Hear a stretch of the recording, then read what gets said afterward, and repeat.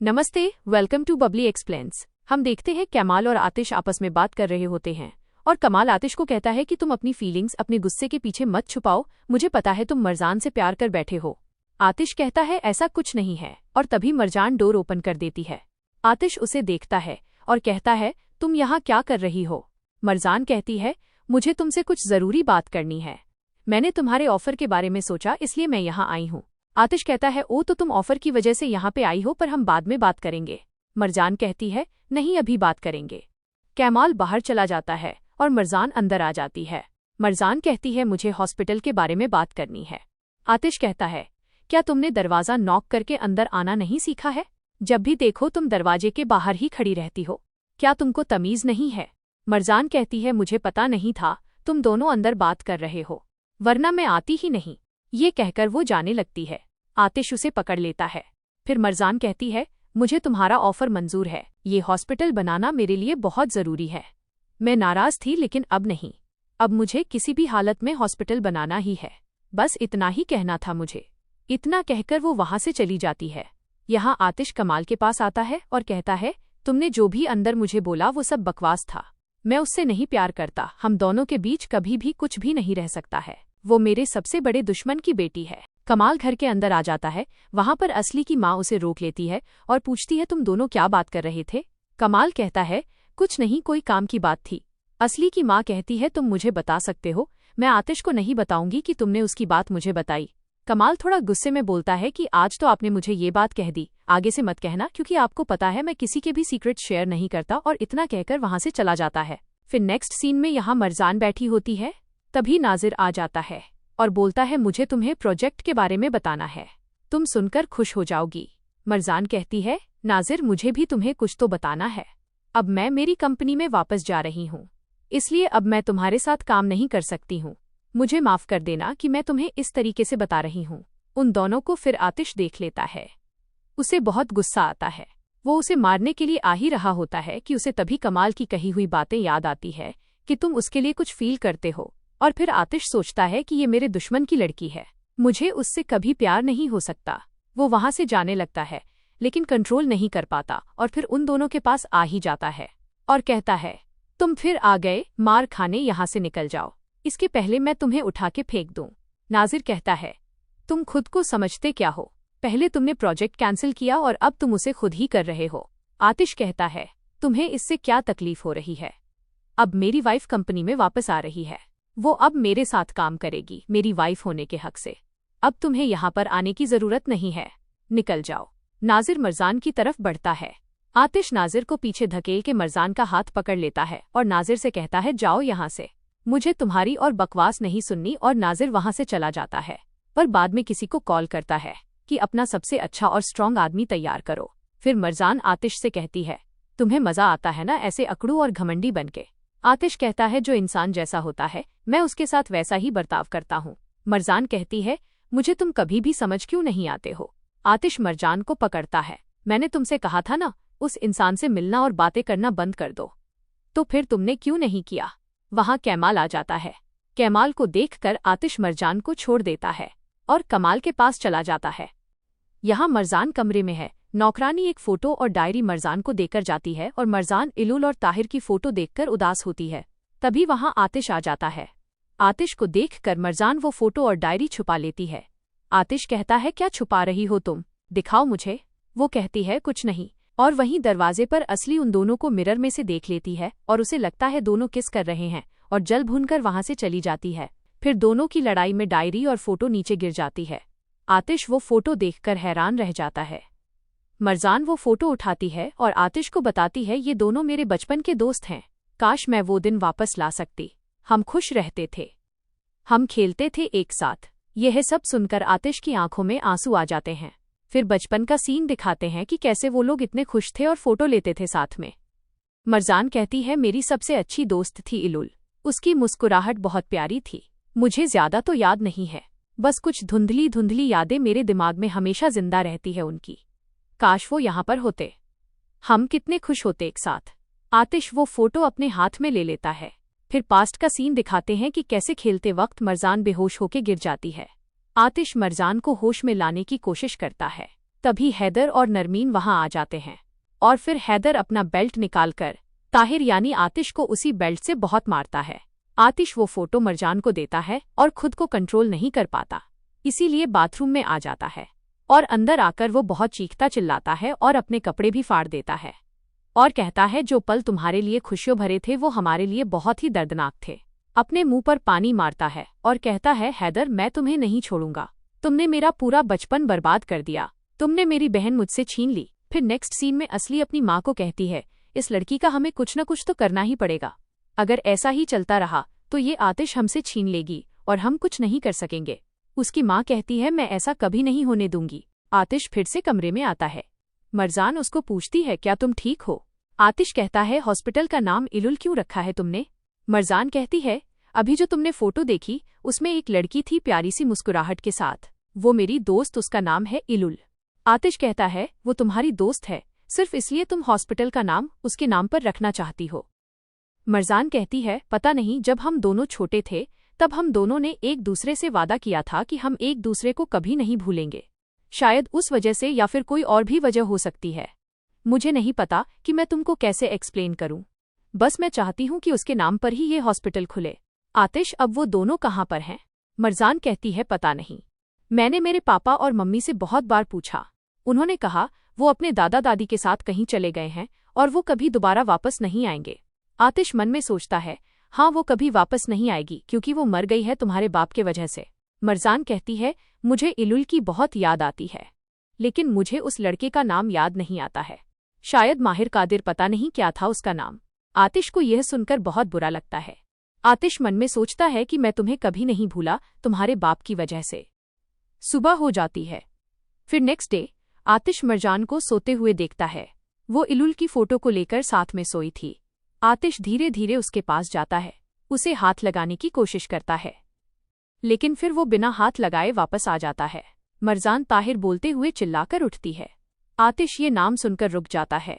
वो जल्दी से आतिश के पास जाती है और बताती है कि इलुल के भाई का नाम ताहिर था, मुझे याद आ गया, मैंने अभी उसे सपने में देखा, मेरे बाल मेरे चेहरे पर थे, उसने उसे प्यार से हटाया और फिर वो गायब हो गया, मैंने ये सपने में देखा। आतिश कहता है तुम्हें ये ऐसा इसलिए लग रहा है क्योंकि कल रात हमने उनकी बातें की थी। मरजान कहती है इसका मतलब ये नहीं कि वो दोनों मेरे लिए इम्पॉर्टेंट नहीं है। आतिश कहता है तो तुम्हें इतना फर्क क्यों पड़ रहा है, थे तो वो तुम्हारे नौकर के बच्चे। मरजान कहती है अपनी जुबान संभाल के बात करो ताहिर और इलुल के बारे में, और गुस्से में वहां से चली जाती है। आतिश इस्माइल करता है। सीन कंपनी की साइड शिफ्ट होता है। यहाँ पे सब बहुत खुश हैं कि मिस मरजान अब वापस कंपनी आ रही है। तभी दमित और नाजिर आ जाते हैं। उन्हें भी ये बताया जाता है कि गुड न्यूज़ है। नेक्स्ट सीन में मरजान अपनी माँ के पास आती है। मरजान कहती है पापा कहाँ हैं? उसकी माँ कहती है पता नहीं, शायद वो सुबह जल्दी चले गए थे। मरजान कहती है आपको पता है इलुल और ताहिर कहाँ हैं? इस वक्त उसकी माँ चौंक जाती है और पूछती है क्यों, क्या हुआ, कौन है ये लोग? मरजान कहती है जब मैं छोटी थी तब वो लोग यहाँ पर रहते थे, याद है आपको? उसकी माँ कहती है मुझे कैसे पता होगा वो लोग कहाँ हैं, जाओ अपने पापा से जाकर पूछो। और मरजान ठीक है बोल के वहां से चली जाती है। दूसरी ओर यहाँ ताहिर सारी बातें याद करके मुस्कुराता रहता है। तभी मरजान के फोन पर नाजिर का कॉल आता है। आतिश कहता है ये चाहता है कि मैं इसे आकर मारूं, सारा दिन मेरी बीवी को तंग करता है, ये जिस लड़की के पीछे लगा हुआ है वो शादीशुदा है, पति हूं मैं उसका, फोन मत करो इसको। ऐसा वो सिर्फ मन में सोचता है और फोन कट कर देता है। तभी मरजान वहां आ जाती है और मरजान कहती है मैं मेरा फोन ढूंढ रही हूं और यह तुम्हारे पास क्यों है? आतिश कहता है कल तुम उसे यहीं पर भूल गई थी इसलिए वो मेरे पास है। फोन देकर वो बाहर चला जाता है। मरजान कहती है अब क्या हो गया इसको? मरजान उसको पीछे से पकड़ लेती है और कहती है अगर तुम कंपनी जा रहे हो तो मुझे भी लेकर चलो, बहुत काम छूट चुका है, मैं उसे ठीक कर दूंगी। आतिश कहता है नहीं, मुझे पहले उससे ज्यादा जरूरी काम करने हैं, फिर मैं तुमको लेने के लिए आता हूँ, फिर हम दोनों साथ में जाएंगे। मरजान कहती है मैं खुद अकेली चली जाऊंगी।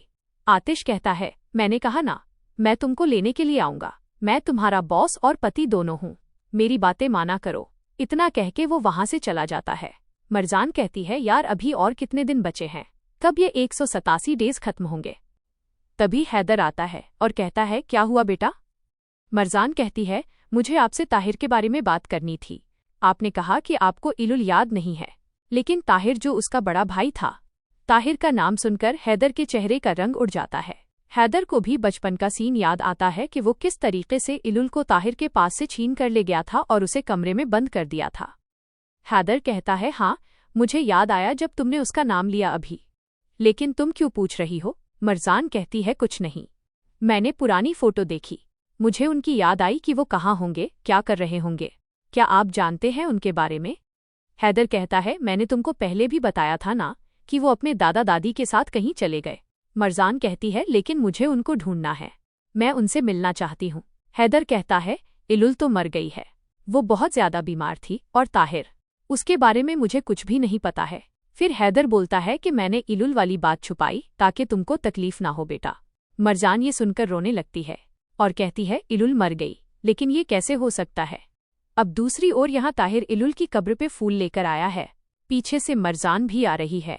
आतिश कहता है, मैं अपना सबसे बड़ा वादा अभी निभाऊंगा, उन सबसे बदला लूंगा जिसने तुमको तकलीफ पहुंचाई थी, उन्हें 100 गुना ज्यादा दर्द दूंगा, और फिर तुम्हारे पास आऊंगा और कहूंगा, देखो मैंने कर दिया मेरी बहन, मैंने तुम्हारा बदला ले लिया, मैं तुम्हारी वो मुस्कुराहट नहीं भूला हूं।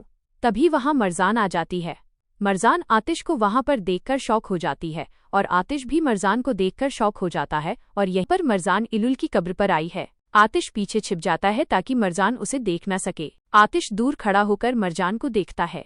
मरजान कहती है, इलुल मेरी दोस्त, तुम बहुत जल्दी चली गई, ये बहुत गलत हुआ तुम्हारे साथ, मुझे नहीं पता था। पापा ने मुझसे यह बात छुपाई थी कि तुम अब इस दुनिया में नहीं हो, लेकिन तुम हमेशा मेरे दिल में थी, मैं तुम्हें कभी भी नहीं भूल सकती हूँ। आतिश उसे दूर खड़ा होकर देखता है और सोचता है, क्या ये सच में उदास है? मुझे कभी कभी शक होता है, क्या ये सच में हैदर की बेटी है? यहाँ घर पर हैदर और नाजिर बैठे हुए हैं। नाजिर कहता है, मुझे नहीं मालूम आतिश ये क्यों कर रहा है, लेकिन इसके पीछे जरूर उसका कोई मकसद होगा। हैदर कहता है, काश शाहीन से कुछ बात हो जाती उसके मरने से पहले, हमारे लिए थोड़ा आसान हो जाता, और हम उसे कहते कि आतिश को मार डाले, एटलीस्ट वो हमारे किसी काम तो आता। फिर थोड़ी देर बाद आतिश मरजान के पास वहीं कब्र पर आता है और पूछता है, तुम यहाँ क्या कर रही हो? मरजान कहती है, और तुम यहाँ पर कैसे? तुम यहाँ क्या कर रहे हो? आतिश कहता है, घर के लोगों ने कहा कि तुम कब्र पर गई हो, पर यह जगह सुनसान है, इसलिए मैं यहाँ पर आया हूँ। मरजान कहती है, इलुल ये मुझे अब मिली है जब ये मर चुकी है। अजीब बात है ना, ये ऐसी है जिसे मैं बहुत ज्यादा जानती भी नहीं, लेकिन फिर भी ये मुझे इतना अफेक्ट करती है। मुझे ऐसा महसूस हो रहा है जैसे मेरा बचपन ही मर गया हो। इलुल के साथ मैं बहुत खुश थी, और देखो ये भी मुझे छोड़कर चली गई। अब तो ये हॉस्पिटल में जरूर बनाऊंगी ताकि हॉस्पिटल के नाम में ये हमेशा जिंदा रह सके। आतिश उसे आंसू पोंछने के लिए टिश्यू देता है। मरजान कहती है, मैं दोबारा जरूर आऊंगी मेरे दोस्त। इतना कहकर दोनों साथ में वहां से निकल जाते हैं। मरजान कहती है, मुझे फिक्र हो रही है उसके भाई ताहिर का क्या हुआ होगा। मुझे याद है वो अपनी बहन से बहुत प्यार करता था, और वो मुझे भी बहुत प्यार से संभाल के रखता था। आतिश मन में सोचता है कि इसे इतना सब कुछ कैसे याद है अभी तक। आतिश खुद से ही जेल्स हो जाता है और कहता है, तुम्हारी बचपन की कहानियां सुनाकर हो चुका हो तो चलो, हमें बहुत काम है। मरजान कहती है, मैंने तुम्हें कहा भी नहीं कि तुम बैठकर मेरी कहानियां सुनो, तुम पत्थर दिल इंसान हो। तभी आतिश को कैमाल की कॉल आ जाती है। कैमाल कहता है, हैदर कुछ तो हॉस्पिटल के खिलाफ प्लान कर रहा है, कुछ बुरा होने वाला है भाई। आतिश कहता है, उसे जो भी करना है करने दो, मैं संभाल लूंगा। मरजान कहती है, क्या कुछ बुरा हुआ है? कौन था फोन पर? आतिश कहता है, कुछ जरूरी होगा तो मैं तुमको बता दूंगा, मुझसे सवाल मत पूछो। फिर उसके बाद यहाँ दोनों साथ में ऑफिस पहुँचते हैं। कैमाल भी उनको ज्वाइन करता है। कैमाल बोलता है कि नाजिर आपका मीटिंग रूम में कब से इंतजार कर रहा है। मरजान कहती है, क्या हो रहा है यहाँ? एस्ली कहती है, ऐसे नाटक मत करो जैसे कि तुम कुछ जानती ही नहीं हो, तुम्हें तो पता ही होगा तुम्हारे आशिक ने क्या किया है। आतिश गुस्से में एस्ली को चुप कराता है, पर तभी मरजान कहती है, तुम्हारी हिम्मत कैसी हुई ये शब्द बोलने की? क्या आशिक? हाँ। एस्ली कहती है, नाजिर ने वो जमीन खरीद ली जहाँ पर हॉस्पिटल बनने वाला था। ये दोनों बिना एक दूसरे की सलाह के कोई भी काम नहीं करते, इसीलिए ये नाटक कर रही है यहाँ पर। आतिश कहता है, क्या तुम यह जानती थी? मरजान कहती है, नहीं, ये मैं तुम्हारे साथ ही सुन रही हूँ। और फिर मरजान एस्ली को कहती है, मैं तुमसे थक चुकी हूँ जो तुम मुझ पर बार बार इल्जाम लगाती हो। फिर आतिश वहां से चला जाता है। एस्ली मरजान से कहती है, तुम दूसरों को बेवकूफ बना सकती हो, मुझे नहीं। मैं तुम्हारी आंखें पढ़ सकती हूँ कि तुम एक नंबर की कमीनी औरत हो। मरजान कहती है, पहले अपना दिल पढ़ लो तुम। एस्ली गुस्से में वहां से चली जाती है। यहाँ नाजिर आतिश को मुबारकबाद देता है कि अब हम फिर से पार्टनर बन चुके हैं और हाथ आगे बढ़ाता है। मरजान कहती है, तुमने वो ज़मीन क्यों खरीदी? नाजिर कहता है, क्योंकि मैंने इस प्रोजेक्ट के लिए बहुत मेहनत की थी और ये एक अच्छा काम है तो मैं इसे गंवाना नहीं चाहता था, और मैं तुम्हें भी अकेला नहीं छोड़ सकता हूँ क्योंकि तुम्हारे आसपास के लोग तुम्हें गिराने पर लगे हुए हैं। सिर्फ मैं ही एक तुम्हारा सपोर्टर हूँ। एस्ली कहती है, वाओ, तुम दोनों मेड फॉर ईच अदर हो। और आतिश को गुस्सा आता है। फिर एस्ली कहती है, कोई बात नहीं, वैसे भी हमने हॉस्पिटल बनाने के लिए कोई दूसरी जगह चुन ली है, अब हमारा हॉस्पिटल कहीं और बनेगा। नाजिर, क्या मतलब है तुम्हारा? आतिश कहता है, तुम्हें वो प्लॉट इसलिए बेचा गया है क्योंकि वहां का मालिक जानता था कि मैं वो प्लॉट नहीं खरीदने वाला हूँ। नाजिर के चेहरे का रंग उड़ जाता है और कमाल बैठकर हंस रहा होता है और हमारे जैसे वो भी ये तमाशा एंजॉय कर रहा होता है। कमाल कहता है, ओनर ने इसका उल्लू बनाया और ज्यादा पैसे लेकर जमीन भी खरीद ली। और नाजिर गुस्से में वहां से चला जाता है। फिर कमाल आतिश को कहता है, मैंने हॉस्पिटल के लिए कुछ लोकेशनेशंस देखी हैं और मैंने आपको मेल किया है, अगर आपको पसंद होगा तो हम वो जमीनें देखने जा सकते हैं। आतिश कहता है, मरजान, चलो हम वो प्लॉट्स देख करके आएंगे। एस्ली कहती है, मैं अपना बैग उठा के ले आऊं, मैं भी चलूंगी तुम्हारे साथ। आतिश उसे मना कर देता है और कहता है, नहीं, तुम यहीं पर रुको, कोई तो यहाँ पर होना चाहिए। एस्ली बहुत ज्यादा आग बबूला हो चुकी है। फिर नेक्स्ट सीन में दोनों गाड़ी में हैं। मरजान म्यूजिक चलाती है, आतिश बंद कर देता है। मरजान चाबियों के साथ खेलने लगती है। आतिश कहता है, मत करो ये, मुझे इरिटेशन हो रही है। फिर भी मरजान कंटिन्यू चाबियों से खेलती है। फिर आतिश मरजान का हाथ पकड़ लेता है। फिर वो कहता है, गाड़ी का शीशा बंद करो। मरजान कहती है, तुम इतने बेकार क्यों हो?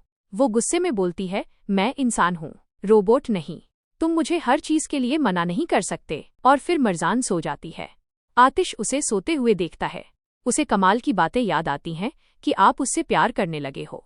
आतिश अचानक से ब्रेक लगाता है। मरजान उठ जाती है। वो कहती है, अब मैं सो भी नहीं सकती क्या? वो बोलता है, सो जाओ। फिर यहाँ नाजिर गुस्से में आता है और वो यासिर का गला पकड़ लेता है और कहता है, तुमने मुझे बताया क्यों नहीं कि इन लोगों ने हॉस्पिटल के लिए दूसरी जमीन देख ली? यासिर कहता है, मुझे नहीं पता था तो मैं आपको कैसे बताता। नाजिर उसे कहता है, अब बताओ मुझे कहाँ पर है वो प्लॉट? यासिर कहता है, मुझे नहीं मालूम, मैं कसम खाता हूँ। फिर नाजिर एस्ली के पास आता है और कहता है, मुझे मौका नहीं मिला तुमसे बात करने के लिए, हम अच्छे दोस्त बन सकते हैं, तुम जानती हो ये बात? एस्ली कहती है, मैं और तुम्हारी दोस्त। नाजिर कहता है, हम दोनों की इच्छाएं एक ही हैं इसलिए। एस्ली कहती है, और मेरी इच्छा क्या है? नाजिर कहता है, आतिश। तुम्हें भी आतिश चाहिए जितना कि मुझे मरजान चाहिए। मैंने देखा था जिस दिन वो डांस कर रहे थे तुम उन्हें किस तरीके से देख रही थी। तभी वहां कमाल आ जाता है और कहता है, एस्ली क्या हो रहा है यहाँ? क्या ये तुम्हें परेशान कर रहा है? एस्ली कहती है, ये सिर्फ आतिश के बारे में पूछ रहा था। फिर कमाल और एस्ली वहां से चले जाते हैं। यहाँ दूसरी ओर आतिश और मरजान जंगल में गुम हो चुके हैं। मरजान गुस्से में कहती है, हम गुम कैसे हो सकते हैं? तुमने जीपीएस क्यों नहीं फॉलो किया? आतिश कहता है, हम गुम नहीं हुए हैं। मरजान कहती है, खुद को देखो, तुम मानने के लिए भी तैयार नहीं हो कि हम गुम हो चुके हैं। पीछे से एक आदमी उन दोनों की तस्वीरें ले रहा होता है। फिर मरजान कहती है, एटीट्यूड दिखाने से ये बात नहीं बदल जाएगी कि तुम रास्ता भूल चुके हो। आतिश कहता है, चुप हो जाओ, ब्ला ब्ला ब्ला करती रहती हो हमेशा, मैं ताजी हवा लेने के लिए रुका हूँ यहाँ पे। मरजान कहती है, तुम बहुत खड़ूस हो। आतिश कहता है, क्या मैं गलत बोल रहा हूँ? जब से तुम गाड़ी में बैठी हो तब से बड़बड़ बड़बड़ लगा के रखी हो, इसलिए हम गुम हो गए हैं। अगर हम यहाँ पे गुम होंगे तो ये तुम्हारी गलती होगी। मरजान कहती है, तुम्हारी प्रॉब्लम क्या है मेरे साथ? आतिश कहता है, अब तो मुझे आदत पड़ चुकी है तुम्हारे एटीट्यूड और बुरे बर्ताव की, बट कुछ टाइम तो तुम सांस ले लिया करो, चुप रहा करो कुछ टाइम, जाओ जाकर गाड़ी में बैठो। लास्ट जमीन एक देखनी है बस हमें, उसके बाद हम घर जाएंगे। फिर ये दिखाया जाता है कि ये आदमी नाजिर का है। वो नाजिर को फोन करता है और बताता है कि हम यहाँ पर हैं। नाजिर कहता है, उनको फॉलो करते रहो और मुझे जमीन का पता चाहिए। वो गुंडा अब इन दोनों को फॉलो कर रहा है। दोनों खाना खाने के लिए रुकते हैं। मरजान कहती है, मुझे ये जगह पसंद आई पेशेंट्स के लिए। हॉस्पिटल अगर पहाड़ों में और पेड़ों के बीच में होगा तो पेशेंट को भी अच्छा फील होगा। फिर वेटर मेन्यू कार्ड लेकर आता है। मरजान को समझ में नहीं आता कि वो क्या खाए आज। आतिश उसे प्यार से देखता है। मरजान कहती है, पास्ता खाऊं या मीट बॉल? आतिश स्माइल करता है और वेटर को बोलता है, दोनों लेकर के आओ। मरजान कहती है, जब मैं भूखी होती हूँ तब मैं डिसाइड नहीं कर पाती कि मैं क्या खाऊं। वो गुंडा भी वहां पर आ जाता है और उन पर नजर रखता है। यहाँ मरजान अपना पास्ता खा रही होती है और आतिश उसको प्यार से देखता है।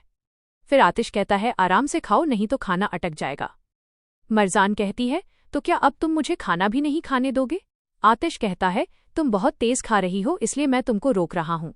मरजान कहती है, मैंने सुबह से कुछ भी नहीं खाया था। सब कुछ बहुत टेस्टी है ना? आतिश अब भी मरजान को देख रहा है। मरजान के मुंह पर ड्रिंक की फोम लग जाती है। आतिश तुरंत उसको साफ करने के लिए आता है और उसके लिप्स को साफ करता है और दोनों एक दूसरे को देखने लग जाते हैं। फिर मरजान कहती है, ये तुम क्या कर रहे हो? आतिश कहता है, कुछ नहीं, वो तुम्हारे फेस पर फोम लग गई थी वही साफ कर रहा था। फिर आतिश कहता है, चलो चलते हैं। मरजान कहती है, लेकिन मैंने अभी तक खाना नहीं खाया। आतिश कहता है, जितना जरूरी है उतना तुमने खा लिया। फिर मरजान गुस्से से वहां से जा ही रही होती है कि मरजान गिरने वाली होती है। आतिश उसे संभाल लेता है और वो आदमी भी उनके पीछे आता है। फिर मरजान को उस पर शक होता है लेकिन इग्नोर करके वो वहां से चले जाते हैं। फिर मरजान कार में बैठकर पूछती है कि तुमने बताया नहीं, तुमने जमीन के बारे में क्या सोचा? आतिश कहता है, एक बार सब देख लें फिर हम उसे फाइनल करेंगे। जो जगह मुझे पसंद आई थी तुम्हें भी वो ज्यादा पसंद आई ना? आतिश कहता है, मैं तितलियां और फूल देख के डिसाइड नहीं करता हूँ तुम्हारे जैसे। और मरजान फिर गुस्सा हो जाती है। फिर उनकी गाड़ी खराब हो जाती है। आतिश चेक करने के लिए बाहर निकलता है। तभी वह आदमी भी वहां पर आ जाता है। ये आदमी नाजिर को फोन करता है और बताता है कि गाड़ी खराब हो गई है। वो गाड़ी चेक करने के लिए नीचे उतरा है और लड़की अभी भी गाड़ी में है। फिर नाजिर उसे कहता है, शूट हिम, और इतना सुनकर वो गन उठा लेता है, गन लोड करता है और गाड़ी से उतरता है। अपना निशाना आतिश पर लगाता है और यहीं पर ये एपिसोड खत्म हो जाता है। आतिश अपनी खराब हुई कार को ठीक करने की कोशिश कर रहा है और उसे अंदाजा भी नहीं है कि वो खतरे में है। नज़ीर का आदमी उस पर गोली चलाने ही वाला है। तभी मरजान अनजाने में कार से बाहर निकल आती है और वो आदमी गन नीचे कर लेता है क्योंकि नज़ीर ने उसे बोला था कि मरजान को कुछ नहीं होना चाहिए और इसीलिए आतिश की जान बच जाती है। वो आतिश के करीब आती है। नज़ीर के आदमी को डर लगता है कि कहीं आतिश पर गोली चलाने के चक्कर में मरजान को न लग जाए, इसलिए वो पीछे हट जाता है और अपनी बंदूक नीचे कर लेता है। मरजान आतिश से पूछती है कि क्या हुआ। आतिश कहता है कि कार का इंजन बहुत गर्म हो गया है। वो अपने फ़ोन में देखता है तो वहाँ सिग्नल नहीं है। मरजान देखती है तो उसके फ़ोन में भी सिग्नल नहीं है। ठंड से बचने का अब एक ही रास्ता है कि वे कोई होटल ढूंढें और किसी ऐसे व्यक्ति को ढूंढें जो कार ठीक कर सके। वे उस जंगल के बीच पैदल चलने का फैसला करते हैं। आतिश मरजान से कहता है कि वो उसका हाथ पकड़ सकती है। वह कहती है, ज़रूरत नहीं है। अगर मुझे पता होता कि कार खराब हो जाएगी तो मैं आरामदायक जूते पहनकर आती। और वे साथ चलने लगते हैं। वह आदमी मरजान का पीछा करता रहता है। हैदर कासिम से बात कर रहा है और जानबूझकर ऊंची आवाज में कहता है कि सरिब के साथ जो हुआ उससे वो बहुत दुखी है और पूछता है कि सरिब की जान किसने ली। कासिम ना कहता है। हैदर गौर से देखता है कि क्या वो आदमी उसकी बातें सुन रहा है। आतिश और मरजान सुनसान जगह पर चल रही हैं। मरजान कहती है, ये जगह बहुत सुनसान है, क्या हमें कार ठीक करने के लिए कोई मिलेगा? आतिश कहता है, मुझे नहीं पता, लेकिन हमें कोई ठिकाना ढूंढना होगा, ठंड बढ़ रही है। मरजान लगभग गिरने ही वाली होती है कि आतिश उसे थाम लेता है और कहता है, मैंने कहा था ना कि तुम मेरा हाथ पकड़ सकती हो। मरजान बात टालती है, अपना फ़ोन निकालती है और देखती है कि अभी भी सिग्नल नहीं है। आतिश मरजान को सहारा देने के लिए अपना हाथ आगे बढ़ाता है। मरजान आतिश का हाथ थाम लेती है। वे हाथों में हाथ डालकर चलने लगते हैं। मरजान फिर पूछती है, क्या हमें कार ठीक करने वाला कोई मिलेगा? आतिश कहता है, मुझे नहीं पता। तभी मरजान को झाड़ियों में कुछ आहट सुनाई देती है और वो डर जाती है। आतिश पूछता है, क्या तुम डर रही हो? मरजान कहती है, नहीं, लेकिन डर के मारे आतिश का हाथ जोर से पकड़ लेती है। आतिश मरजान की ओर देखता है और स्माइल करता है। आतिश कहता है, और आतिश को याद आता है कि कमाल ने उससे कहा था कि उसने नोटिस किया है कि आतिश मरजान के प्यार में पड़ गया है। आतिश और मरजान कोई ठिकाना ढूंढने की कोशिश में चलते रहते हैं, जबकि नज़ीर का आदमी उनका पीछा करना जारी रखता है। आतिश गौर करता है कि उसे बहुत ठंड लग रही है। वो कहता है, मेरा हाथ छोड़ो। मरजान कहती है, तुमने ही तो कहा था कि मैं तुम्हारा हाथ पकड़ लूं, तुम हमेशा ऐसा ही करते हो, पहले कुछ कहते हो और फिर अपनी बात बदल देते हो। मरजान गुस्से में आगे चलने लगती है। आतिश अपना कोट उतारता है और मरजान के कंधों पर डाल देता है ताकि उसे गर्माहट मिले। मरजान उसे देखती है और थैंक यू बोलती है, फिर कहती है, क्या तुम्हें ठंड नहीं लगेगी? आतिश कहता है, मेरी चिंता मत करो, मुझे ठंड नहीं लगती। मरजान कहती है, तुम हमेशा ऐसा ही करते हो, है ना? पहले कुछ अच्छा करते हो और फिर तुरंत कुछ बुरा करके अपने दिल की अच्छाई को मिटाने की कोशिश करते हो। आतिश कहता है, मैं हमेशा से ऐसा ही हूँ। तभी आतिश को आसपास कुछ आहट महसूस होती है। यह नज़ीर का आदमी है जो उन्हें देख रहा है। आतिश उलझन में पड़ जाता है। तभी एक बुजुर्ग आदमी उनके पास आता है और पूछता है कि क्या वे रास्ता भटक गए हैं। आतिश समझाता है कि कार खराब हो गई है और पूछता है कि क्या आसपास कोई मैकेनिक है। वो आदमी कहता है हाँ, लेकिन वो घर पर नहीं है, वो अपनी बेटी की शादी में शहर से बाहर गया है। आतिश पूछता है, क्या यहाँ कोई होटल है? वो बुजुर्ग कहता है कि हाँ, उसका अपना घर है। वो आतिश और मरजान को अपने घर रुकने के लिए जोर देता है और कहता है कि वहाँ सिर्फ वो और उसकी पत्नी है। मेहमानों का आना उन दोनों को अच्छा लगेगा। आतिश और मरजान हाँ कर देते हैं, जबकि नज़ीर का आदमी उनका पीछा करता रहता है। आतिश, मरजान और वो बुजुर्ग उनके घर पहुंचते हैं। उस आदमी की पत्नी उनका स्वागत करती है। आदमी बताता है कि ये उसे मिले हैं, इनकी कार खराब हो गई है और उसने इन्हें रात बिताने के लिए बुलाया है। वो महिला उन्हें दूध देती है और कहती है कि वो उनके आने से खुश है। आतिश और मरजान कहते हैं कि वे परेशान नहीं करना चाहते, लेकिन वह कहती है कि मेहमानों का होना खुशी की बात है और उन्हें बात करने के लिए कोई मिल जाएगा। मरजान जमीन पर रखे एक बैरल के बारे में पूछती है और आतिश समझाता है कि ये मक्खन बनाने के लिए है। मरजान हैरान होती है कि आतिश को इन चीज़ों के बारे में इतनी जानकारी कैसे है। तभी आतिश देखता है कि उसके फ़ोन में सिग्नल आ गया है। वो कमाल को फ़ोन करता है और कहता है कि वो और मरजान रात को हवेली नहीं लौटेंगे क्योंकि कार खराब हो गई है और वे अगली सुबह कार ठीक होने पर ही वापस आएंगे। इधर असली गुस्से में है क्योंकि आतिश उसका फ़ोन नहीं उठा रहा है। कमाल बताता है कि आतिश हवेली नहीं आएगा और काम के सिलसिले में रात बाहर बिताएगा। असली गुस्से में पूछती है, क्या वो लड़की उसके साथ है? कमाल कहता है हाँ। मरजान की माँ ये सुन लेती है और कहती है, तुम क्यों चिढ़ रही हो? वे दोनों हनीमून पर हैं, है ना? दोनों को अकेले में टाइम स्पेंड करना होगा। असली गुस्से में कहती है, तुम क्या बकवास कर रही हो? पागल हो गई हो क्या? मरजान की माँ हंसते हुए पूछती है, तुम इतनी घबराई हुई क्यों हो? और असली गुस्से से वहाँ से चली जाती है। वहाँ फिर ओल्ड लेडी मरजान को कुछ कपड़े उधार देती है क्योंकि उसे बहुत ठंड लग रही थी। जब मरजान लिविंग रूम में आती है तो आतिश उसे देखकर शॉक हो जाता है। वह ओल्ड लेडी और मैन उनसे बात करता है और पूछता है कि उनकी शादी को कितना समय हुआ है। वे कहते हैं 3 हफ्ते। मरजान महिला को खाना बनाने में मदद करने की पेशकश करती है और आतिश लकड़ी आग जलाने में बुजुर्ग की मदद करने को कहता है। आतिश और मरजान एक दूसरे को लगातार देखते रहते हैं, वे और भी करीब आ रहे हैं। वह बुजुर्ग आतिश से बात करता है और कहता है, मेरी शादी को 40 साल से ज़्यादा हो गए हैं और मैं खुश हूँ। क्या तुम अपनी पत्नी के साथ हमेशा खुश रहने का नुस्खा जानना चाहते हो? वो जो भी कहे उससे सहमत हो जाओ, कभी उसे मत टोकना, यही खुशी का फॉर्मूला है। मरजान ये सुन लेती है और चाय की केतली लेकर पास आती है। आतिश उसकी मदद करता है। मरजान मुस्कुराते हुए उस महिला की मदद करने रसोई में जाती है। महिला मरजान को बगीचे से पार्सले लाने को कहती है। जब मरजान जाती है तो आतिश उसके पास आता है। मरजान डर जाती है। आतिश उसके मुंह पर हाथ रख लेता है और कहता है, शांत रहो, मैं तुम्हें डराना नहीं चाहता था। और वो मरजान को सिखाता है कि पार्सले सही तरीके से कैसे तोड़ा जाता है। सब साथ मिलकर खाना खाते हैं। बातें करते वो दंपत्ति उन्हें खुश रहने के कई सुझाव देता है।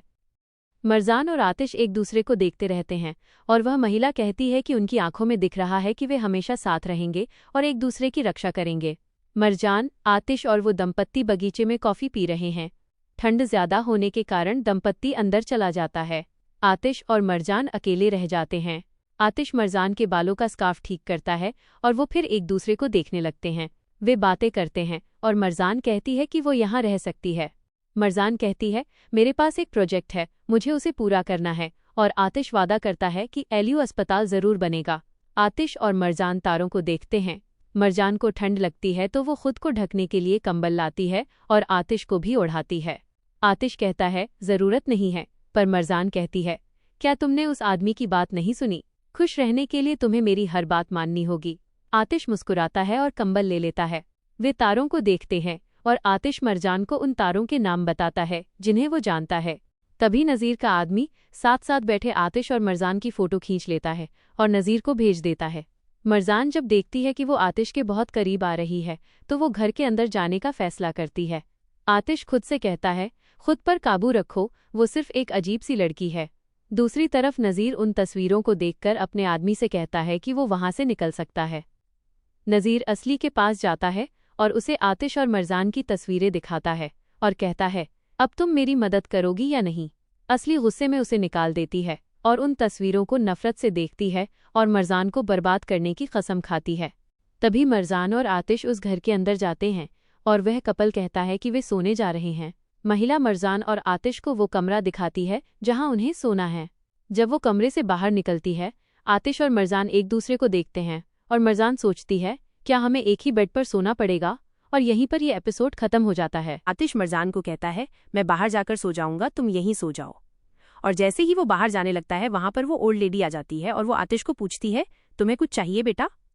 वो कहता है, नहीं, मैं वो पानी लेने जा रहा था। वो कहती है, पानी मैंने बेड की साइड में रखा है, जाकर ले लो। और आतिश को वापस रूम में आना पड़ता है। जैसे ही वो रूम में आता है, मरजान अपने बाल ठीक कर रही होती है। आतिश उसे देखता ही रह जाता है और फिर मरजान पूछती है, क्या हुआ, तुम वापस क्यों आ गए? वो बताता है कि वो ओल्ड लेडी यहीं पर है, अगर उन्होंने देख लिया तो उनको हम पर ऐसे ही शक होगा कि हम साथ में क्यों नहीं सो रहे। फिर मरजान कहती है कि हाँ, सही बात है। और फिर वो कहता है, तुम सो जाओ, मैं यहाँ कॉर्नर में बैठ जाऊंगा। वो कहती है, नहीं, तुम सो जाओ, मैं यहाँ बैठ जाऊंगी। फिर वो कहता है, नहीं। फिर मरजान कहती है कि ठीक है, हम दोनों बेड की एक साइड पर सो जाएंगे, तुम मेरी साइड मत आना। फिर दोनों ऑकवर्डली लेट जाते हैं। फिर मरजान आतिश की मसल्स देखती है और शॉक हो जाती है, और जैसे ही दूसरी साइड मुंह करती है, वो गिरने वाली होती है, पर आतिश उसे पकड़ लेता है और कहता है, ध्यान से, कहीं गिर मत जाना। और फिर वो दोनों सो जाते हैं। और अगले दिन आतिश और मरजान दोनों एक दूसरे को हग करके सो रहे होते हैं। फिर आतिश उठ जाता है और देखता है कि वो और मरजान एक दूसरे के बहुत ज्यादा करीब है और वो मरजान को देखते रहता है। फिर जो मरजान के बाल उसके मुंह पर होते हैं वो हटाता है और फिर उठने की कोशिश करता है, पर मरजान फिर उसको अपनी साइड खींच लेती है और अपना हाथ आतिश के फेस पर रख लेती है। आतिश शॉक हो जाता है। फिर उसके बाद मरजान की नींद खुल जाती है और आतिश सोने का नाटक करने लगता है। फिर जैसे ही मरजान देखती है कि वो और आतिश एक दूसरे के बहुत ज्यादा करीब हैं, वो आतिश को धक्का मार देती है और आतिश बेड से नीचे गिर जाता है। आतिश उससे कहता है, क्या कर रही हो, पागल हो गई हो क्या?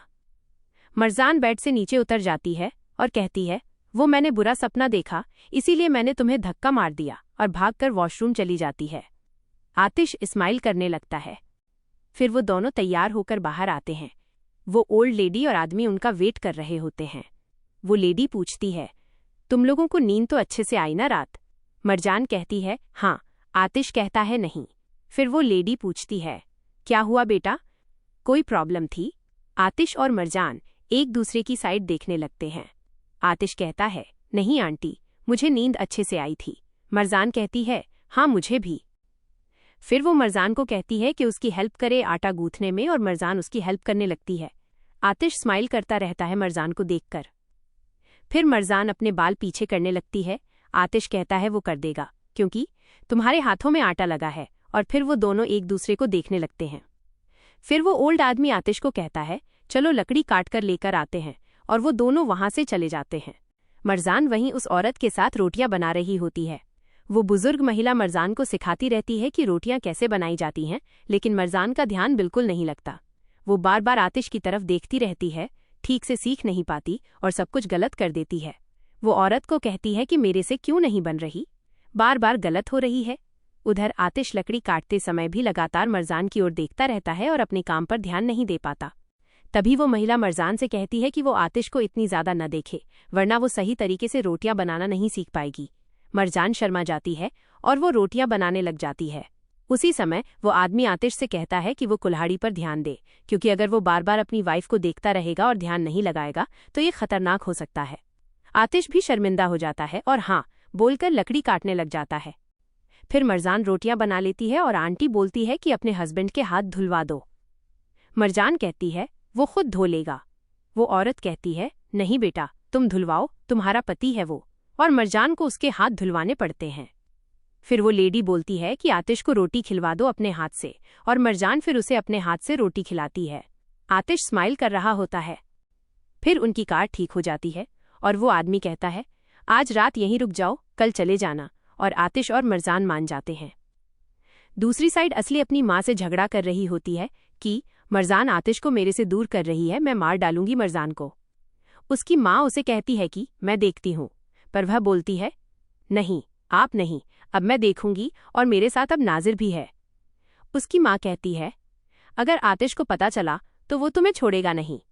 और वह कहती है, मुझे नहीं किसी की भी परवाह, मैं मार डालूंगी मरजान को। और इतना कहकर वो वहां से चली जाती है। फिर मरजान की माँ आ जाती है और फिर वो बोलती है कि क्या हुआ, तुम्हारा बेटा किसके साथ बिजी है क्या? आतिश की माँ को बहुत गुस्सा आता है और वो उसे कहती है, चुप हो जा, और फिर वो चली जाती है।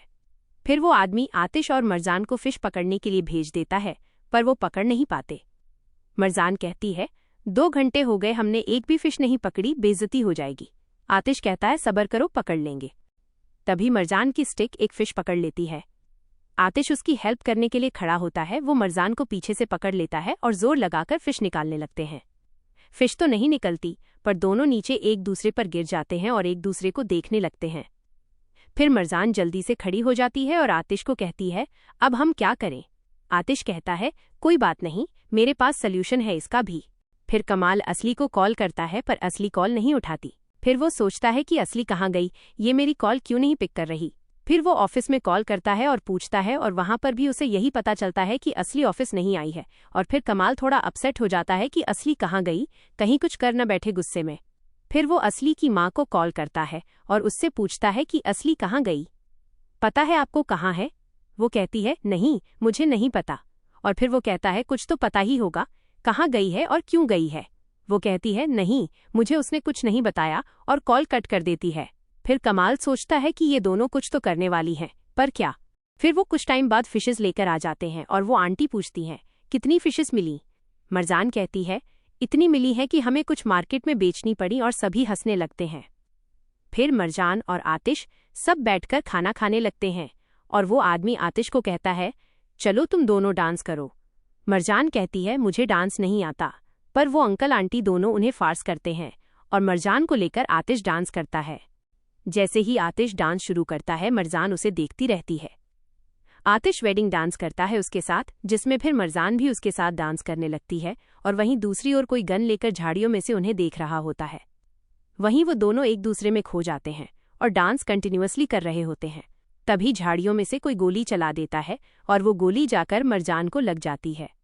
मरजान गिरने ही वाली होती है कि आतिश भागकर मरजान को पकड़ लेता है और उसे जोर जोर से बुलाने लगता है। अंकल और वो ओल्ड लेडी भी शॉक हो जाते हैं और आतिश भी डर जाता है, और यहीं पर यह एपिसोड खत्म हो जाता है।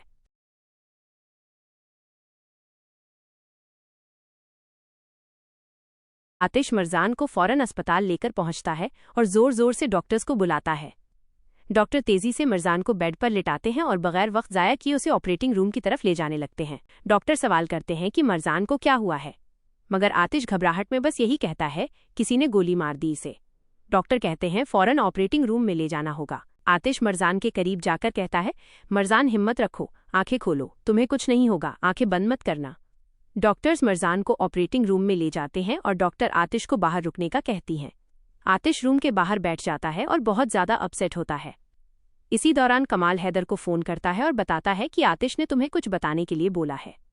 हैदर पूछता है, क्या?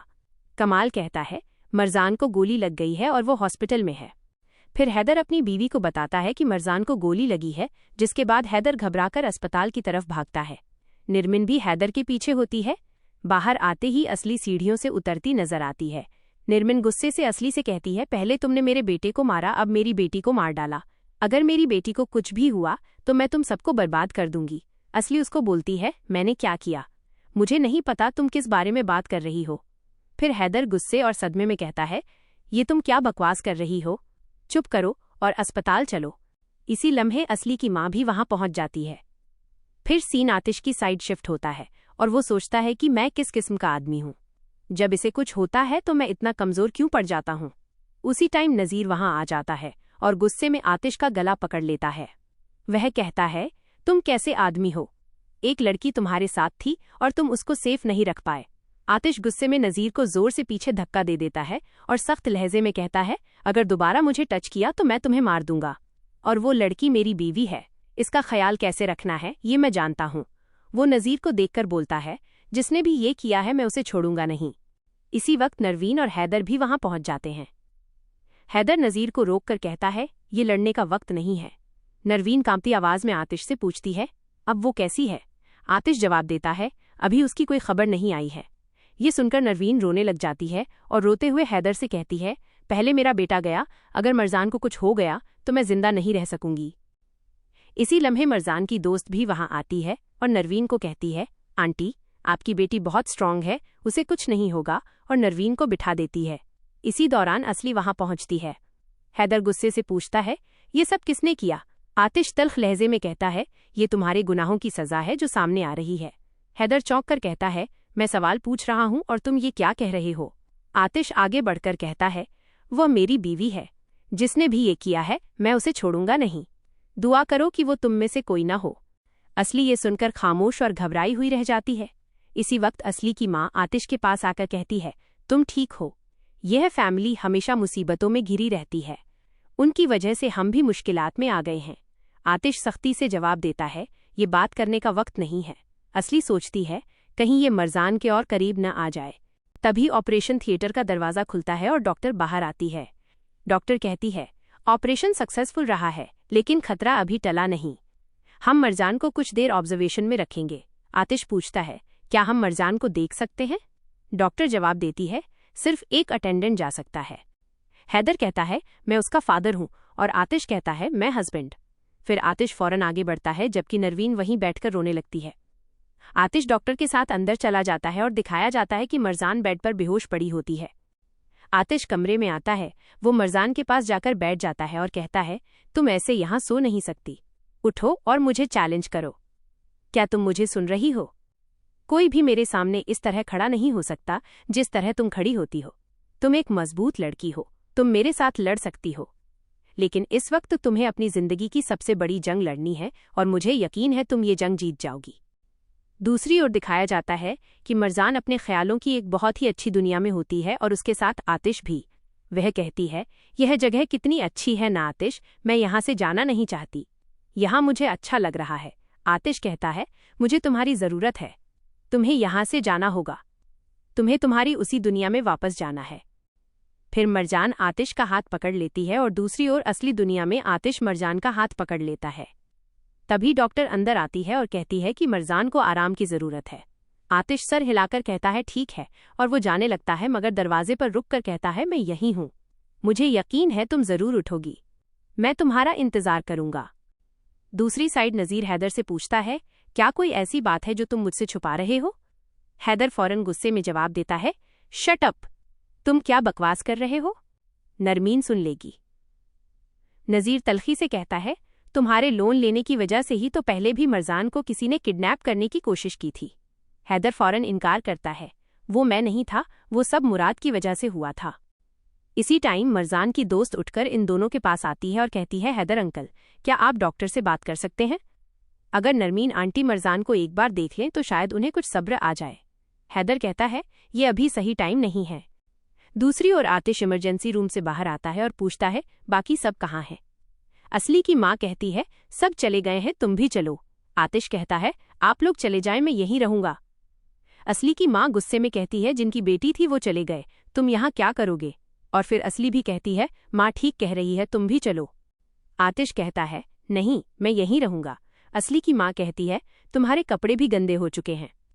आतिश कहता है, मेरे लिए कमाल कपड़े ले आएगा।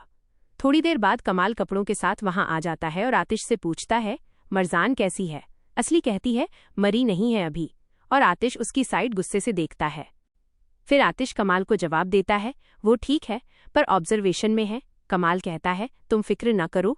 फिर आतिश कमाल को कहता है कि पता करो ये किसने किया है। कमाल कहता है, मैं पता कर रहा हूँ कि ये किसने किया है और जल्दी ही पता लग जाएगा। आतिश बहुत ज़्यादा अपसेट होता है और चेयर पे बैठ जाता है और मरजान के बारे में सोचता है। फिर वो उठता है और बाथरूम की तरफ जाता है। वो मिरर के सामने खड़ा होकर खुद से कहता है, जिसने भी ये किया है मैं उसे ढूंढ निकालूंगा, और उसकी आंखों में आंसू आ जाते हैं। वो अपने हाथ धोता है और उसे वही पुराने सीन याद आ जाते हैं जब मरजान वहां जंगल में उसके हाथ धुलवा रही थी। वो सोचता है कि तुम्हें ठीक होना ही पड़ेगा मरजान, और फिर कपड़े बदलने लगता है। सीन दूसरी तरफ जाता है। मरजान और आतिश एक किश्ती में होते हैं और मरजान बहुत खुश होती है। वो पानी में अपना हाथ फेर रही होती है और फिर वो आतिश की तरफ बैठ जाती है। वो कहती है, मुझे ये सब बहुत पसंद आ रहा है, ये झील और तुम और ये सब ऐसे लग रहा है जैसे कोई फेरी टेल हो। वो अपना हाथ आतिश के हाथ पर रख देती है और आतिश प्यार से उसका हाथ थाम लेता है। असली दुनिया में आतिश उसे बाहर से देख रहा होता है और कहता है, तुम्हें मेरे पास वापस आना होगा, तुम मुझे ऐसे यहाँ छोड़कर नहीं जा सकती। फिर दूसरे सीन में असली अपने रूम में बहुत गुस्से में होती है और सोच रही होती है कि कहीं ये दोनों मेरी वजह से और पास न आ जाएं। फिर हमें दिखाया जाता है कि असली ने ही गोली मारी थी मरजान को और गोली मारकर वो वहां से भाग गई थी। तभी उसकी माँ आ जाती है और कहती है, तुम इतनी डरी हुई क्यों हो? वो कहती है, ऐसा कुछ नहीं है। उसकी माँ कहती है, मैंने तुम्हें जन्म दिया है, मुझे पता है। सच सच बताओ, क्या किया है तुमने? और कल कहाँ गई थी तुम? असली कहती है, कहीं नहीं, ऑफिस में ही थी। फिर असली अपनी बात छुपाने के लिए कहती है कि आप भी तो घबराई हुई लग रही हैं, कहीं आपने ही तो नहीं मारा मरजान को? और इतना कहकर वो बाहर चली जाती है।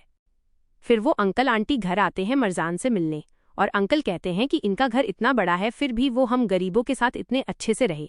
आतिश का हाउस हेल्प उनसे पूछता है तो वो बताते हैं कि वो मरजान से मिलने आए हैं। तभी असली की माँ आ जाती है। वो ओल्ड लेडी उसको हेलो बोलती है पर वो उन्हें देखकर गंदा सा मुंह बनाती है।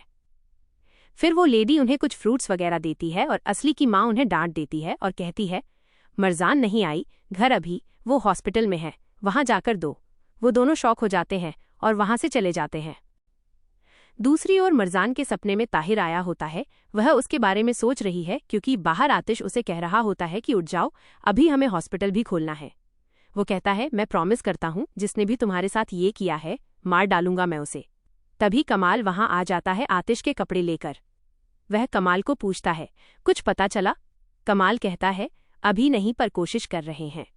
आतिश कपड़े चेंज करने चला जाता है और वहां इमोशनल हो जाता है और आंखों में आंसू आ जाते हैं। दूसरी ओर मरजान की माँ आतिश की माँ को धमकी देती है कि अगर मेरी बेटी को कुछ हुआ तो वो किसी को नहीं छोड़ेगी और असली की माँ थोड़ा घबरा जाती है। फिर असली मरजान के रूम में पहुंच जाती है और उसकी ऑक्सीजन बंद कर देती है जिससे कि उसकी तबीयत और खराब हो जाती है। सभी डॉक्टर्स भागकर मरजान के रूम में आते हैं और आतिश भी। वहीं पर आतिश असली को देख लेता है और पूछता है, तुम यहाँ क्या कर रही हो? पर फिर वो मरजान को देखने लग जाता है और असली चली जाती है। डॉक्टर्स मरजान को बचाने की पूरी कोशिश कर रहे हैं और आतिश बाहर खड़ा रो रहा होता है। तभी डॉक्टर्स बोलते हैं, पेशेंट इज डेड। आतिश अस्पताल की खिड़की के पास खड़ा होता है। उसकी नज़र ऑपरेशन थिएटर के अंदर होती है जहां डॉक्टर मरजान को बचाने की पूरी कोशिश कर रहे होते हैं। काफी देर से हालात वैसे के वैसे बने हुए होते हैं। दिल की धड़कन वापस नहीं आ रही होती। आतिश की आंखों से आंसू अपने आप बहते रहते हैं। उसके होंठ कांप रहे होते हैं और वो खुद से बार बार यही पूछता है कि ये सब क्यों हुआ, आखिर कैसे हो गया। पूरा माहौल डर और सन्नाटे से भरा होता है। नरवीन रोते रोते टूट चुकी होती है। वो कहती है कि उसके पास तो सिर्फ मरजान ही बची है, अगर उसे कुछ हो गया तो वो जिंदा नहीं रह पाएगी। हैदर धीरे धीरे उसके पास आता है, उसके कंधे पर हाथ रखकर उसे संभालने की कोशिश करता है और कहता है कि कुछ नहीं होगा, भगवान सब ठीक करेंगे। इसी दौरान कमाल असली की तरफ देखकर पूछता है कि वो वहां क्या कर रही थी। असली घबराई हुई आवाज में बताती है कि वो तो अभी अभी वहां पहुंची थी। अचानक बहुत सारे डॉक्टर जमा थे और ये सब देखकर वो डर गई। नजीर भी नरवीन के पास आता है और पूरे भरोसे के साथ कहता है कि मरजान को कुछ नहीं होगा, वो दोबारा अपने पैरों पर खड़ी होगी और वापस आएगी। वो नरवीन को हिम्मत देता है कि ज्यादा बुरा मत सोचिए। काफी देर तक हालात में कोई बदलाव नहीं होता। सब लोग बेबस होकर बस इंतजार कर रहे होते हैं। फिर अचानक हालात बदलते हैं। मरजान की हालत में सुधार के संकेत मिलने लगते हैं। ये देखकर आतिश की आंखों से राहत के आंसू निकल आते हैं और उसके दिल को थोड़ा सुकून मिलता है। थोड़ी देर बाद डॉक्टर बाहर आती हैं। आतिश तुरंत आगे बढ़कर पूछता है कि मरजान कैसी है। डॉक्टर उसे बाहर चलने को कहती हैं और फिर सबको बताती हैं कि मरजान अब खतरे से बाहर है, लेकिन अभी उसे होश आने का इंतजार करना होगा। जब तक वह पूरी तरह होश में नहीं आती तब तक कुछ पक्का नहीं कहा जा सकता। ये सुनते ही वहां खड़े सभी लोगों के चेहरे पर राहत और उम्मीद दिखाई देने लगती है। नरवीन भगवान का शुक्र करती है। डॉक्टर के जाने के बाद आतिश असली से पूछता है कि क्या उसने वहां कुछ अजीब देखा था। असली फिर वही कहती है कि वो तो तभी पहुंची थी, उसे कुछ समझ नहीं आया। आतिश कुछ पल चुप रहता है, फिर असली से कहता है कि वो वहां से चली जाए। असली बिना कुछ बोले चली जाती है और आतिश के दिमाग में सवाल घूमने लगते हैं। आतिश धीरे धीरे मरजान के कमरे में जाता है। वो उसके पास बैठ जाता है। उसकी आंखों में दर्द भी होता है और प्यार भी। वो मन ही मन तय कर लेता है कि जिसने भी मरजान के साथ ये किया है उसे वो छोड़ेगा नहीं। वह मरजान को देखकर बीते वक्त में खो जाता है। उसे बचपन की एक बात याद आती है, जब मरजान को चोट लगी थी और उसने दर्द होने के बावजूद कहा था कि उसे कुछ नहीं हुआ क्योंकि आतिश उसके साथ है। ये सोचकर उसकी आंखें नम हो जाती हैं। वो मरजान के पास झुककर कहता है कि वो यहीं है, वो अकेली नहीं है। उसी पल मरजान के हाथ में हल्की सी हरकत होती है, उसकी पलकें हिलती हैं। आतिश तुरंत उसके हाथ पर अपना हाथ रख देता है। मरजान धीरे धीरे आंखें खोलती है। नर्स अंदर आती है और डॉक्टर को बुलाती है। डॉक्टर मरजान को चेक करती हैं और उससे पूछती हैं कि वो कैसा महसूस कर रही है। मरजान कमजोर आवाज में कहती है कि उसे बहुत थकान महसूस हो रही है। डॉक्टर समझाती हैं कि ये सर्जरी की वजह से है और उसे आराम की जरूरत है। फिर वो कमरे से बाहर चली जाती हैं। आतिश चुपचाप मरजान को देखता रहता है, जैसे उसकी हर सांस उसके लिए दुआ हो। बाहर सबको बता दिया जाता है कि मरजान को होश आ गया है। नरवीन की आंखों से खुशी के आंसू निकल आते हैं। कुछ देर बाद हैदर और नरवीन कमरे में आते हैं। हैदर प्यार से पूछता है कि वो कैसी है। मरजान कहती है कि वो ठीक है। नरवीन भावुक होकर कहती है कि उसकी बेटी अब सुरक्षित है। हैदर पूछता है कि क्या मरजान को याद है कि उसे किसने गोली मारी थी। मरजान मना कर देती है। वो कहती है कि अभी वो बहुत थकी हुई है और आराम करना चाहती है।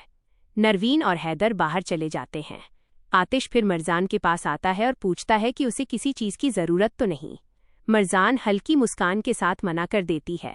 थोड़ी देर बाद कमाल वहां आता है और आतिश को चाय देता है। आतिश उससे पूछता है कि कोई जानकारी मिली या नहीं। कमाल बताता है कि अभी कुछ साफ पता नहीं चला है, लेकिन वो तलाश जारी रखेगा। आतिश उसे साफ कह देता है कि जो भी इस हमले के पीछे है उसे ढूंढना ही होगा। मरजान को होश आने के बाद आतिश लगातार उसके पास ही रहता है। वो खुद उसे पानी पिलाता है, दवा समय पर देता है और ध्यान रखता है कि उसे किसी चीज की तकलीफ न हो। मरजान उसे देखकर पूछती है कि वो इतना ध्यान क्यों रख रहा है। आतिश बस इतना कहता है कि अभी उसका ठीक होना सबसे जरूरी है। मरजान अचानक एक सवाल पूछती है कि उसे गोली क्यों मारी गई। आतिश साफ कह देता है कि जिसने भी ये किया है वो उसे ढूंढ निकालेगा, लेकिन अभी मरजान को सिर्फ अपनी सेहत पर ध्यान देना चाहिए। इसी बीच मरजान बताती है कि उसे कुछ बातें याद नहीं आ रहीं। उसे लगता है कि उसके साथ पहले भी कुछ ऐसा हुआ है, लेकिन दिमाग पूरा साथ नहीं दे रहा। आतिश उसकी बात ध्यान से सुनता है, लेकिन उसे परेशान नहीं करता। कुछ देर बाद नर्स आती है और मरजान को खाना देती है। आतिश खुद उसे खिलाने लगता है। मरजान पहले मना करती है, फिर कोशिश करती है कि खुद खा ले, लेकिन कमजोरी की वजह से उससे ठीक से नहीं हो पाता। आतिश दोबारा उसे खाना खिलाता है। इसी दौरान मरजान की दोस्त दीमत वहां आती है। वो मरजान से मिलकर खुश होती है और जल्दी ठीक होने की बात कहती है। नज़ीर भी वहां आता है और कहता है कि वो हमलावर को ढूंढे बिना चैन से नहीं बैठेगा। आतिश साफ शब्दों में कह देता है कि उसे ये सब खुद करने की जरूरत नहीं है, वो खुद इस मामले को संभालेगा। दीमत माहौल समझकर वहां से चली जाती है। रात में मरजान आतिश से पूछती है कि क्या उसे चोट लगी है। आतिश टाल देता है और कहता है कि बस हल्की सी चोट है। मरजान उसे समझाती है कि छोटी चोट भी नजरअंदाज नहीं करनी चाहिए। मरजान अपने बाल संवारने की कोशिश करती है, लेकिन हाथ कांपने लगते हैं।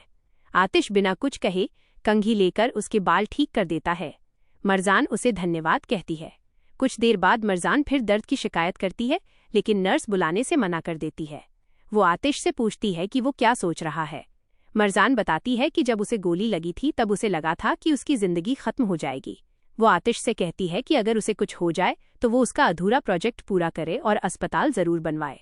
आतिश तुरंत कह देता है कि ऐसा कुछ नहीं होगा और वे दोनों मिलकर सब पूरा करेंगे।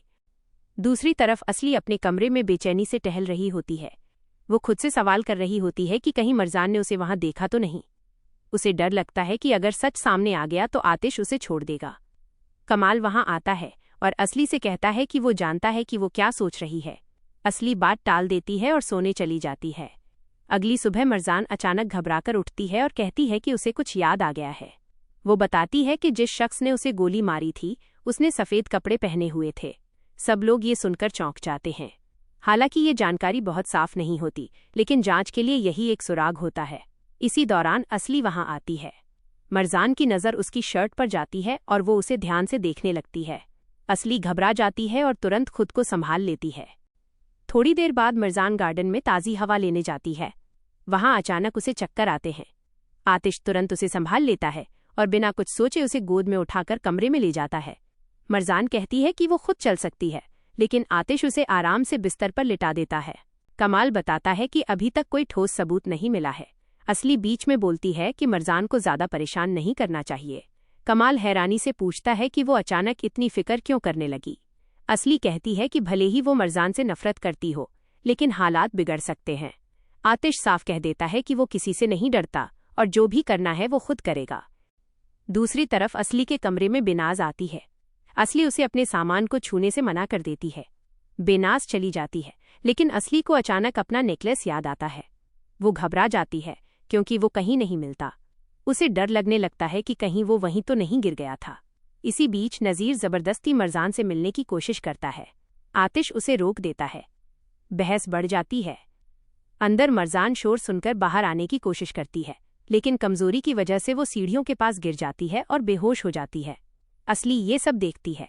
वो मरजान के पास बैठती है और नफरत से कहती है कि वो उसे अपनी जिंदगी से निकाल देगी और उसे सीढ़ियों से नीचे फेंकने ही वाली होती है।